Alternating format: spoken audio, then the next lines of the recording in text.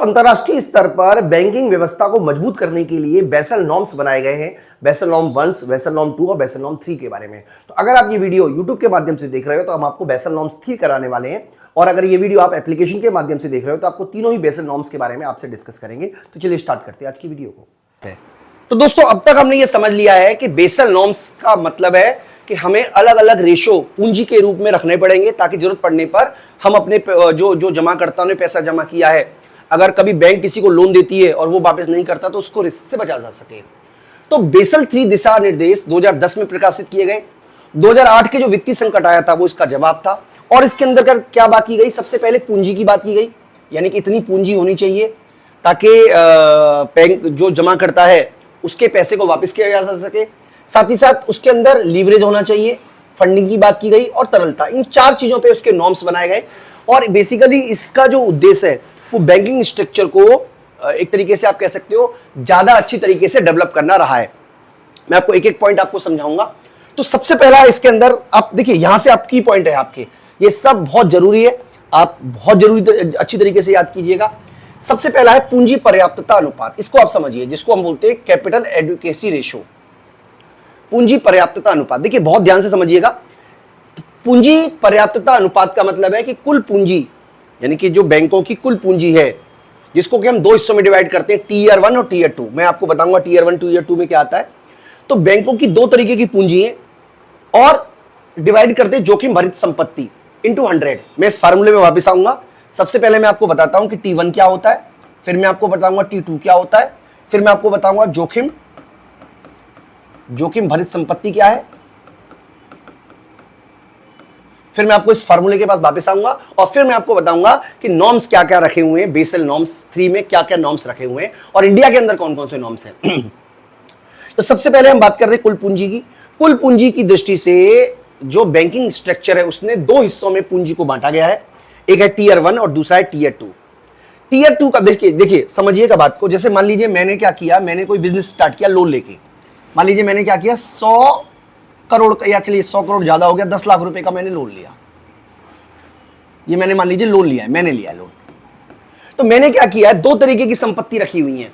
एक तो वो जिसको मान लीजिए कभी मुझे लोन वापस करना पड़ गया तो लोन तो मैं वापस कर दूंगा, लेकिन एक तो तरीका ये है कि मैं लोन वापस कर दूंगा लेकिन कोई टेंशन वाली बात नहीं है, मुझे क्या अपनी एफडी तोड़वानी पड़ेगी, या मुझे जो मैंने सेविंग अकाउंट में पैसा रखा है मैं उससे वापस कर दूंगा। तो उससे क्या है, मैं पैसा तो वापस कर दूंगा लेकिन मेरे को कोई स्ट्रेच नहीं आएगा, कोई दिक्कत नहीं आएगी।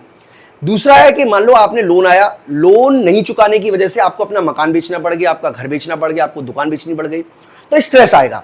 तो बेसिकली T1 का मतलब है वो पूंजी जिसमें बैंकों के ऊपर कोई स्ट्रेस नहीं आए, और T2 का मतलब वो पूंजी जिसके ऊपर बैंकों के ऊपर स्ट्रेस आ जाए, जिसको कि हम कोर कैपिटल के नाम से जानते हैं टीयर 1 को, और सप्लीमेंट्री कैपिटल बोलते हैं टीयर 2 को। तो कोर कैपिटल का मतलब है कि बैंकों को अगर कभी जमाकर्ता के पैसे को वापस करना पड़ जाए, क्योंकि डिफॉल्टर ने पैसा वापस नहीं किया इसलिए बैंकों को जमाकर्ता के पैसे को वापस करना पड़ेगा। लेकिन टीयर 1 के अंदर वो पूंजी आती है जिसमें बैंक पैसे को वापस भी कर दे और बैंकों के ऊपर कोई स्ट्रेस भी ना आए। ऐसा ना होगा कि बैंकिंग सिस्टम कोलैप्स कर जाए, बैंकों को बंद करना पड़े, ऐसा नहीं होगा। बैंक पैसा वापस कर देगी, कोई टेंशन वाली बात नहीं है, खुशी खुशी वापस कर देंगे, कोई बात नहीं, हमारा डूबा डूबा, लेकिन हमारे पास इतना पैसा रखा हुआ है रिजर्व में कि हम कभी भी आपका पैसा वापस कर देंगे। उसको बोलते हैं टीयर 1 पूंजी। यानी कि बैंक के पास पड़ी जमा संपत्ति इसे अपने परिचालन को बंद किए बिना किसी भी झटके को अवशोषित करने में मदद कर सकती है। यानी कि वो पैसा जिसके, देखिए थोड़ा सा टिपिकल लैंग्वेज हिंदी में लिखी हुई है लेकिन आप समझ लीजिए। अवशोषित का मतलब होता है ऑब्जर्व करना। अगर कोई शॉक आता है बैंकों के ऊपर तो उसको एक तरीके ऑब्जर्व कर सकती है, उसको पचा सकती है, उसको समा सकती है। और कैसे समा सकती है दोस्तों? अपने परिचालन को बंद किए बिना, यानी कि बैंकों को अपना परिचालन बंद करना नहीं पड़ेगा। उसके बाद भी इस पैसे के माध्यम से बैंक अपने जो भी उसको झटका लगा है, जो भी इसको शॉक लगा है, उससे उसको उभरने में उभर सकती है। तो एक तो ये समझ लीजिए। इसके अंदर क्या क्या चीज आती है? इक्विटी। इक्विटी का मतलब है बैंक ने जो इक्विटी जारी की है, जैसे मान लीजिए HDFC बैंक है तो HDFC बैंक की जो इक्विटी है वो एक उसकी पूंजी है। दूसरा, बैंकों के पास कोई रिजर्व रखा हुआ है, वो इसके अंदर आता है, रिजर्व पैसे से को दे देगी तो कोई दिक्कत नहीं है। इसके अलावा बैंकों को कोई संपत्ति है जिसको बेचकर बैंक जो है वो पैसे का भुगतान कर सकती है। बैंकों के पास मान लीजिए कोई प्लॉट ऑलरेडी पड़ा हुआ है, कोई जमीन पड़ी हुई है, कोई गोल्ड पड़ा हुआ है, बैंक बेच देगी, एक्स्ट्रा पड़ा हुआ है। यानी कि इसके अंदर जो बेसिकली आ रहा है वो क्या क्या आ रहा है, रिजर्व में कोई पैसा पड़ा है, बैंकों के पास कोई संपत्ति पड़ी हुई है, बैंकों ने कोई की जो इक्विटी कैपिटल है, प्रेफरेंस नहीं, इक्विटी शेयर, आप याद रखिएगा।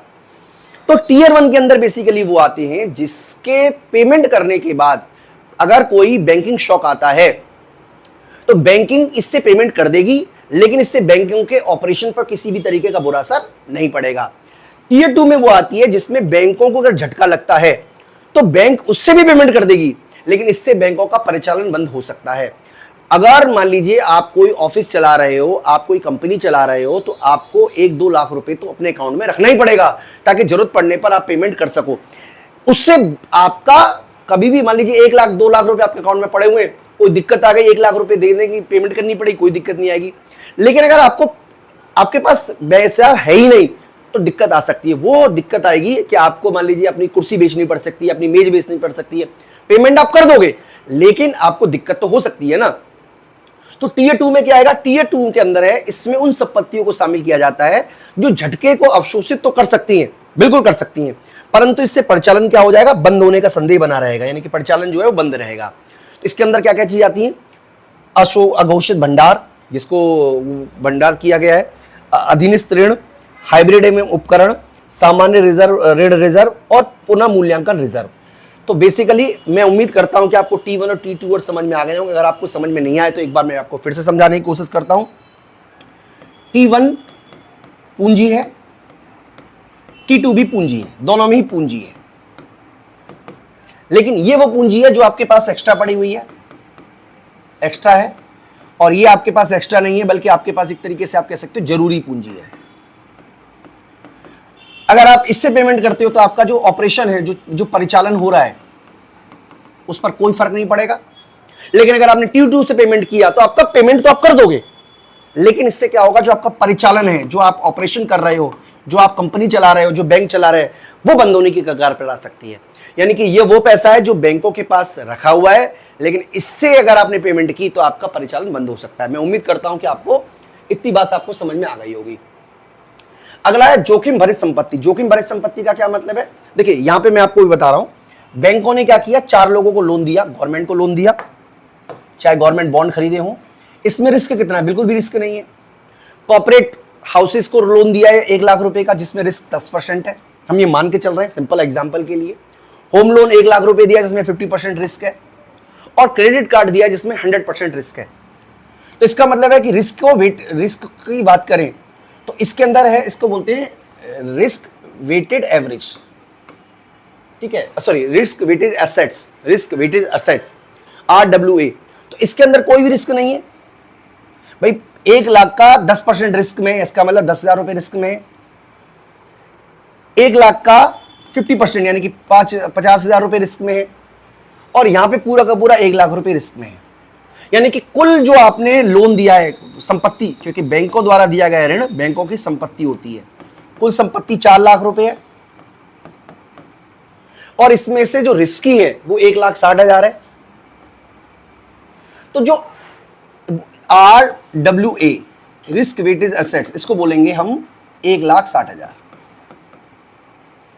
ठीक है जी। इसका मतलब ये हुआ कि जो 1,60,000 है उसको बोलेंगे रिस्क वेटेड एसेट्स, जोखिम भरित पूंजी। यानी कि बैंक जो ऋण देती है, बैंकों की संपत्ति होती है तथा अलग अलग ऋण में जोखिम अलग अलग होता है। इस जोखिम को भरित औसत को हम बोलते हैं रिस्क वेटेड एसेट्स। अब हम अपने उसी वाले फार्मूले में वापस आते हैं। फार्मूला क्या है हमारा, CAR equal to Tier 1 plus Tier 2 पूंजी अपॉन जोखिम भरित संपत्ति। यानी कि इसको बोलते हैं कैपिटल एडुकेसी रेशो।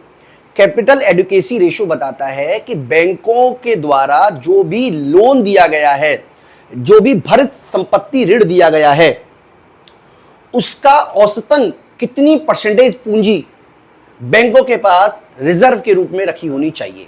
इसको बोलते हैं कैपिटल एडुकेसी रेशो। मैं यहां पे एक बार आपको लैंग्वेज फिर से पढ़ा देता हूं।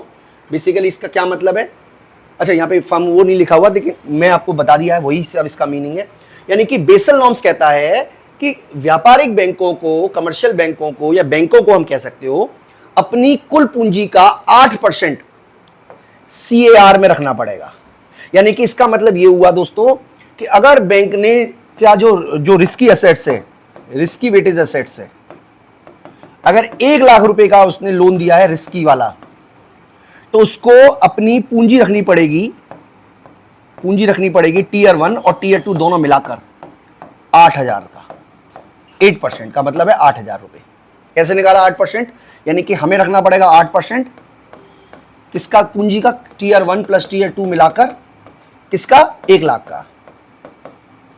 यानी कि अगर 2 लाख है तो 16,000, जैसा कि यहां पे हमें लिखा हुआ 1,60,000 है, तो उसको लगभग 12,600 रुपए समथिंग अपना जो संपत्ति है, पूंजी, सॉरी संपत्ति नहीं, पूंजी, उसको अपने पास रखनी पड़ेगी टीयर 1 और टीयर 2 के रूप में, ताकि क्योंकि अगर कभी कोई रिस्क रहता है तो बैंक अपने इस पैसे से उस रिस्क को, उस नुकसान की भरपाई कर सके, ताकि जमाकर्ताओं का पैसा ना डूबे। अब भारत की बात करें तो भारत भी इसको लागू करता है। भारत का जो नॉर्म्स कहता है उसमें कहता है कि भारतीय बैंकों में जो बैंक है उनको 9% CAR रखना पड़ेगा और 12% रखा गया है पब्लिक सेक्टर बैंकों के लिए। यानी कि RBI नॉर्म्स कहता है कि जो पब्लिक सेक्टर बैंक हैं वो 12% रखेंगी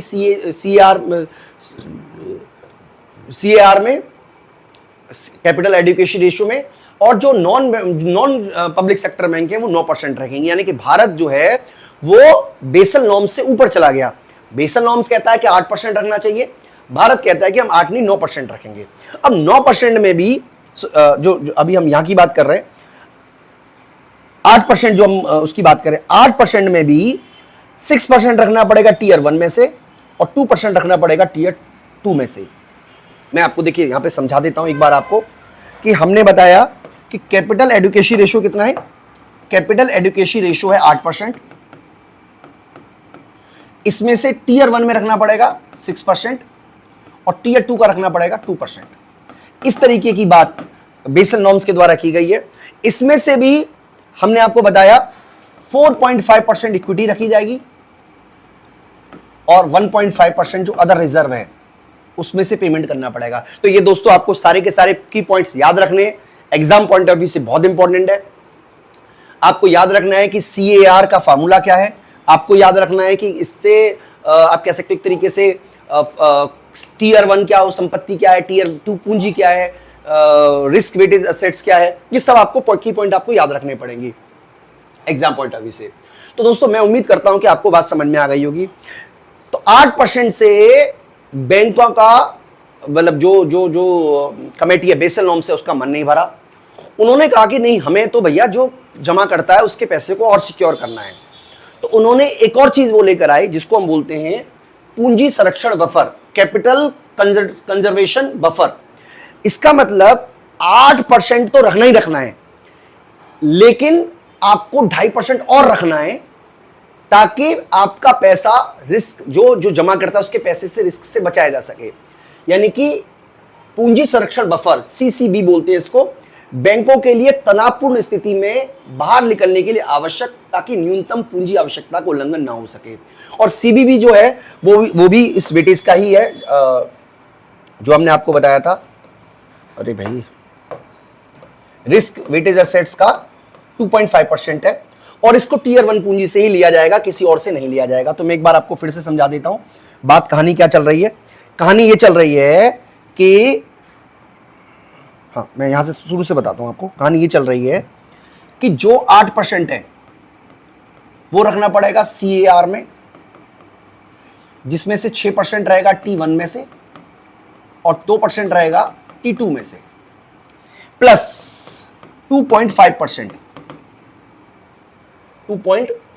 रहेगा CCR में, और ये केवल और केवल T1 से रहेगा, T2 से नहीं रहेगा। ये भी आपको याद रखना है। यानी कि कुल मिलाकर बैंकों को 10.5% रखना है अपनी जो वेटेज लोन है, यानी कि जो रिस्की लोन दिया गया है बैंकों के द्वारा उसके रिस्क के वेटेज के अनुपात में 10.5% रखना पड़ेगा उनको, जिसमें से 2 हिस्से बना दिए गए, एक बना दिया CAR, एक बना दिया गया CCR। ठीक है, आपको फार्मूला तो पता ही है ऑलरेडी कि इसके अंदर क्या आता है, इसके अंदर T1 और T2 दोनों आते हैं और इसके अंदर केवल T1 आएगा और कुछ नहीं आएगा, यानी कि पूंजी आएगी केवल T1 वाली जो कि 2.5% है। इसका मतलब यह हुआ कि टोटल T1 का 8.5% आपको T1 का में रखना पड़ेगा और केवल 2% आपको रखना पड़ेगा T2 में। इस तरीके की बात की गई है, ये प्रोविजन दोस्तों किए गए। इसके अलावा काउंटर साइक्लिकल कैपिटल बफर एक और चीज बनाई गई, इसके ऊपर बनाया गया, हालांकि ये वाला अनिवार्य नहीं है लेकिन बनाया तो गया ही है। इसके अंदर भी अगर कभी कोई बिजनेस साइकिल आता है, देखिए मंदी की स्थिति जब आती है तो मंदी की स्थिति में जो पेमेंट करने वाले हैं वो पेमेंट करना बंद कर देते हैं, लेकिन लोन जो पेमेंट करने वाला है वो पेमेंट नहीं करता है। साफ सीधी सरल सी भाषा है। तो उस स्थिति में डिफॉल्ट होने के चांसेस बहुत ज्यादा है। नॉर्मली कंडीशन में वो पेमेंट कर देता, लेकिन क्योंकि रिसेशन आ चुका है, क्योंकि मंदी आ चुकी है, इसलिए वो पेमेंट नहीं करेगा। ऐसी कंडीशन से बचने के लिए भी बेसल द्वारा प्रोविजन किया गया है। इसके अंतर्गत ये बोला गया है कि 0% से 2.5% के बीच में आपको पैसा रखना है बफर स्टॉक में। ये भी उसी का है, एक तरीके से आप कह सकते हो WAR का 2.5% है, यानी कि काउंटर साइक्लिकल कैपिटल बफर वह पूंजी जिसे बैंक द्वारा व्यापार चक्र से संबंधित जोखिमों को पूरा करने के लिए रखा जाएगा। यानी कि कभी कोई बिजनेस साइकिल आता है, कभी मंदी आ जाती है, तो मंदी की स्थिति में लोग पेमेंट नहीं करते। आमतौर पर तो लोग पेमेंट कर देते हैं, लेकिन मंदी की स्थिति में वो व्यक्ति भी पेमेंट नहीं करता जो नॉर्मली पेमेंट कर देता, क्योंकि बिजनेस नहीं चल रहा उसका, वो पेमेंट कहां से करेगा। तो मंदी की स्थिति में बैंकों द्वारा ये प्रोविजन किया गया, मतलब बेसल नॉर्म्स द्वारा ये प्रोविजन किया गया कि 2.5% जो है वो रखना पड़ेगा, और ये पहली बार बेसल 3 में ही इंट्रोड्यूस किया गया, उससे पहले ये नहीं था।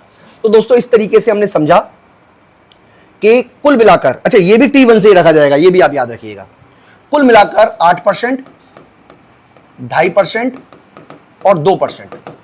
एक मिनट, हाँ सर ये भी 2.5% है, 2.5%, तो कुल मिलाकर 13%। यानी कि अगर आप 100 रुपए का लोन दे रहे हो, 100 रुपए का लोन दे रहे हो, जिसमें से आपको लगता है कि 20% 30% का रिस्क है, मतलब आपका 30 करोड़, या मान लीजिए चलिए सिंपल मान लेते हैं 40% का रिस्क है, 40 करोड़ है मान लीजिए, तो 40 करोड़ का 13%, 40 करोड़ का 13% आपको एक तरीके से फंड के रूप में रखना पड़ेगा, ताकि कभी भी आपको अगर पेमेंट की जरूरत पड़ जाए, कभी भी लोन डिफॉल्ट हो जाए, कभी भी ऐसी कंडीशन आए जहां पर बैंक पैसा देने में विफल हो जाए जमाकर्ताओं का, तो इस कैपिटल से पेमेंट कर दिया जाए, ताकि जमाकर्ताओं को पैसा मिल सके और जो सिस्टम है वो डिफॉल्ट ना हो। क्योंकि बैंकिंग सिस्टम्स को बचाना जिम्मेदारी है सरकार की, क्योंकि बैंकिंग सिस्टम डूबने का बहुत बुरा असर पड़ेगा।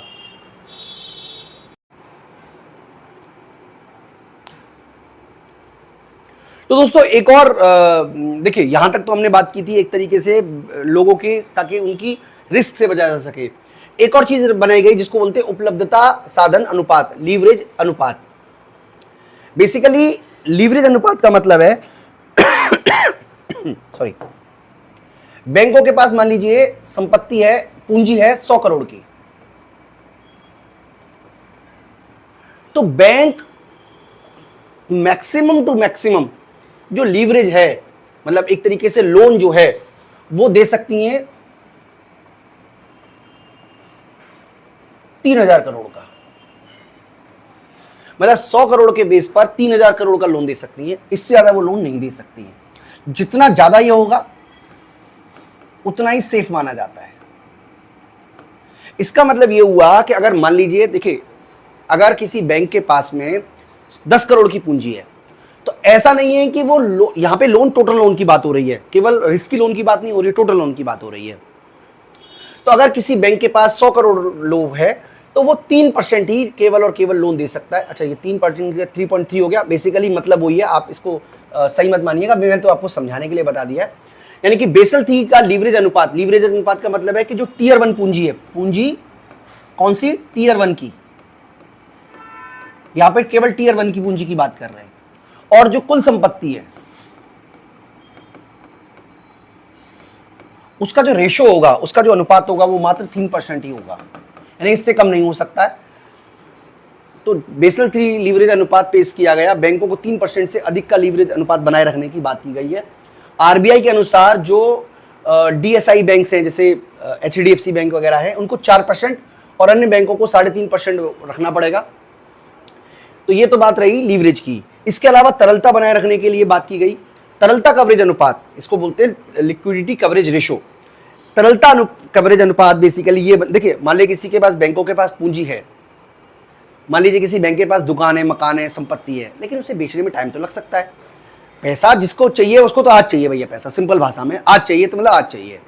तो इससे बचाने के लिए बैंकों के पास पर्याप्त लीवरेज रहे, बैंकों के पास पर्याप्त लिक्विडिटी रहे, इसका भी प्रोविजन बेसल नॉर्म्स में किया गया। तो तरलता कवरेज अनुपात बताता है कि बेसल 3 के तहत एक आवश्यक अनुपात है जिसके तहत बैंकों को उच्च गुणवत्ता वाली तरल संपत्ति की एक ऐसी मात्रा रखनी चाहिए जो कि 30 दिनों के लिए नकदी बह प्रवाह को वित्त पोषित कर सके। यानी कि बैंकों के पास इतनी लिक्विडिटी होनी चाहिए ताकि 30 दिन तक बैंक के पास अगर कोई विड्रॉल आता है तो उसकी पेमेंट बैंक कर सके। बेसिकली तरलता कवरेज रेशो का मतलब है कि बैंकों के पास 30 दिन तक का विड्रॉ का पेमेंट करने का पैसा होना चाहिए। इसके लिए उसे उच्च गुणवत्ता वाली तरल संपत्ति में पैसा रखना चाहिए, यानी कि कॉल एट मनी हो गया, बैंकों को जो बैंक पैसा देती है, इस तरीके से रखा जाना चाहिए ताकि बैंक को कभी भी एक तरीके से कोई मांगने वाला आ जाए तो 30 दिन तक मांगने वालों की भरपाई की जा सके, इतना लिक्विड उसके पास होना चाहिए। इसके अलावा एक और रेशो रखा गया जिसको बोलते हैं नेट फिक्स, यहां पे बोलते हैं शुद्ध स्थिर अनुपात, अनुदान अनुपात, शुद्ध स्थिर अनुदान अनुपात। शुद्ध स्थिर अनुदान अनुपात बैंकों को दीर्घकालीन तनाव से बचाने के लिए, जैसे ये तो 30 दिन के लिए है, ऐसे ही लिक्विडिटी बनाए रखने की बात की गई ताकि बैंक 1 वर्ष से अधिक अगर कोई पेमेंट करनी पड़ जाए तो उसकी पेमेंट वो कर सके। तो जो हमारा लिक्विडिटी कवरेज रेशियो है वो 30 दिन के लिए बनाया गया। शुद्ध स्थिर अनुदान अनुपात जो है वो 1 साल के लिए अगर बैंकों को कोई आवश्यकता पड़ जाए तो उसके लिए बनाया गया। इसका फॉर्मूला है स्थिर मौजूदा फंड अपॉन स्थिर आवश्यक स्थिर फंड, इसका इक्वल इंटू 100। तो 100 का मतलब बेसिकली ये है कि 1 साल तक आप उसका पेमेंट कर सको, इतना फंड आपके पास रहना चाहिए। तो दोस्तों एक बार मैं आपको समराइज कर देता हूं कि जो हमारा कैपिटल एडुकेशन रेशियो है वो 8% है, और जो कैपिटल एक तरीके से आप कह सकते हो सीसीआर है वो हमारा है 2.5%, और जो सीसीआर है वो हमारा है 2.5%। इंडिया की बात करें तो इसमें से भी 6% होना चाहिए और 2%। इंडिया की बात करें तो इंडिया में ये 9% है,